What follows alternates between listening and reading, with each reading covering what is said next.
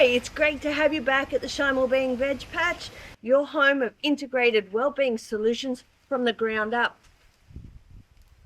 Look at this beautiful haul. Chokos. Haven't tried them? So easy to grow, so delicious to eat. Where have you been all my life? Mwah! You can't beat a good Choko.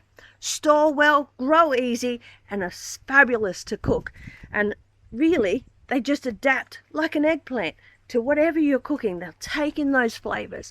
Can't beat a good Choko. If you've got a fence or a trellis, you can grow Chokos. They really are a no-fuss crop. Let's get our hands dirty.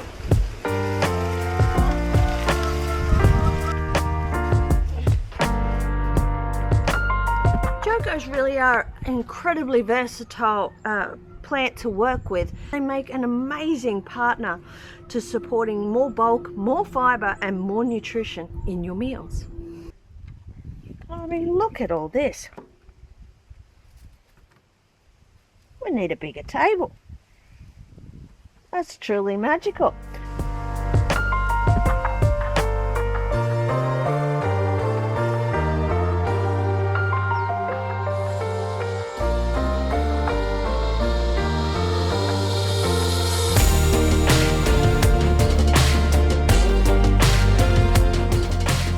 We've been continuously harvesting off of these two plants as well. We'll just pick off what we want and use it, but this is what's left. So I would say it's probably about 50% of what the plant actually produced.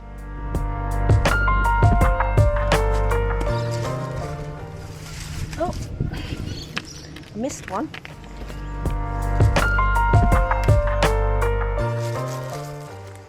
Harvesting couldn't be easier. All you need to do is give them a gentle pull and off they come, straight into the basket.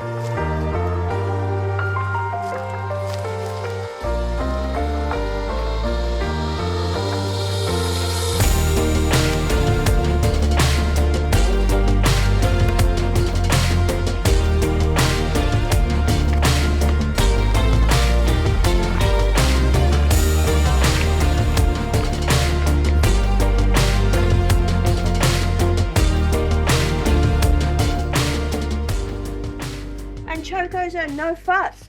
They really take no effort to grow.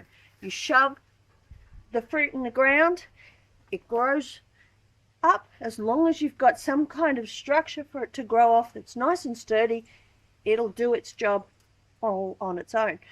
A little bit of water and an occasional fertilizing. I don't personally fertilize mine because we use the magic mulch, and as you know, the magic mulch does that job for us as a slow release fertilizer. But let's have a closer look at what we're left with. Oh, and if you're loco about Choko and all things well-being, don't forget to hit that subscribe button and the notification bell so you never miss out on a video. Now, this is for those of you who are growing in a warmer climate like I do. All of this can stay in the ground. It doesn't need to come out. It will die back as the winter and the frosts come, but it means that it's all just sitting in there, semi-protected for when the spring comes, and then the Choko just comes up, and it's effortless Chokos this way. Alright, so that's the plant finished off for the year. It's all trimmed back. It's all cleaned out. And so I just add a little tiny tie to that and it'll keep it all neat and orderly. And that's how I overwinter my Choko plant. The next thing is to make sure it's well mulched. Look at that. We've got some beautiful lizards in here and they are doing a fantastic job at naturally managing the snails.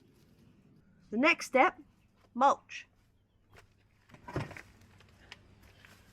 We're using magic mulch because it's a secret to the Shine Wellbeing VegPatch. And we're going to mulch this plant quite thickly. If you're not familiar with the magic mulch, then there are videos on how I make it. But basically, I don't fertilize my garden very much. All I do is use the magic mulch, which is a blend of manures in with the sugarcane mulch, and then as the water washes down, it naturally brings a slow release fertilizer to the plants. So this thick layer of mulch is going to protect the plant as the frost and the winter sets in. You must keep that root area well mulched if you're going to overwinter your chokos in the ground. The next option is to cover your choko, and this will just help to protect it from the frost. This is just an old offcut of shade cloth that I had from making the summer shades.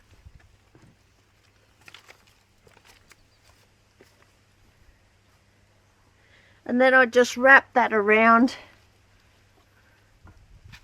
and close it off for the winter. We're not cold enough at the moment to bother with this, but it definitely will come into play as the temperatures start to drop. So that is the choko set up to overwinter. The great thing here is that when the springtime comes, that plant's already set up and ready to go. I've done this for a few seasons now, and it's worked a treat in my garden, but it doesn't suit all gardens. If you're in a colder climate or a climate that's more exposed and there's more likelihood of that frost getting in and destroying your choko, then that's when you want to plant it, when you're past the risk of frost in the spring. And I'm going to show you how to do that now. And just on a side note, look at how gorgeous the broccoli's going. I really can't wait to enjoy this. This one is a, gosh, I can't remember. Let me check the thing. Green Dragon. Bless my plant tags for reminding me of that. There's a video on how to make those if you're interested. But isn't it beautiful? Just cannot wait to enjoy it. We've got so many heads coming up now on every single plant. I want to take this moment to just say thank you very much to all of those of you who've subscribed to this channel. We are blown away by your support. So let's imagine that we fast forward and it's spring and the risk of frost has passed. This is what you're going to be looking for when it comes time for that. And you can see that this shoot has risen up and some of the roots have started to form already on this choko. Dig myself a hole.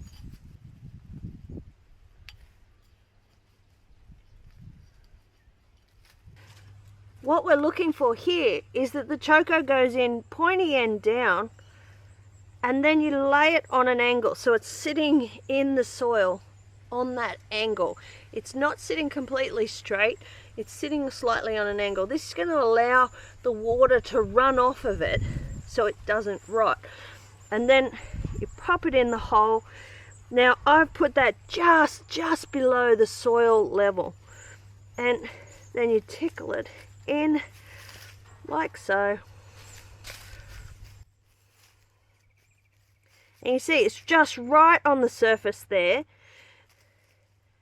And that's because there's a chance that your chokos will rot depending on your rainfall when they go in the ground. So having them up a little bit higher will help. If you know that you really have problems, then you probably plant it up here and then build a mound over the top.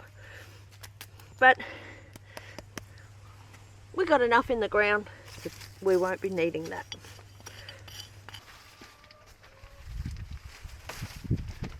Chokos make great composting partners and also are fantastic if you've got hens.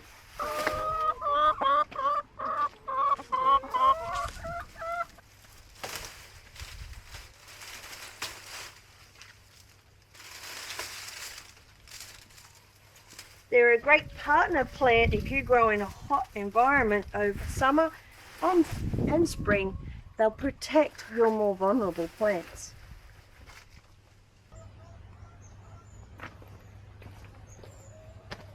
We've got 2 chokos here, and this one you can see the end is sealed up pretty well, and at the moment there's nothing popping through. If we have a look at this one, you'll see that's quite a different story. Let's look at the 2 together. So this is the one that you want to look out for when it comes to springtime, and what will happen is that shoot will continue to grow out and it'll form the first runner for your Choko plant. So these are ideal for storing, these are ideal for planting. But it doesn't mean that you can't store these as well, and I'm going to show you what that looks like in the pantry tour. Choko chips, that's what's going to happen with these 2. Just like your regular chips, but even healthier and more delicious. Can you believe it? I'm going to show you how to do it in a future video. So don't forget to subscribe and hit that notification bell so you don't miss out. This is something you're going to want to taste. Thanks very much for joining me. Have a beautiful day. Shine on.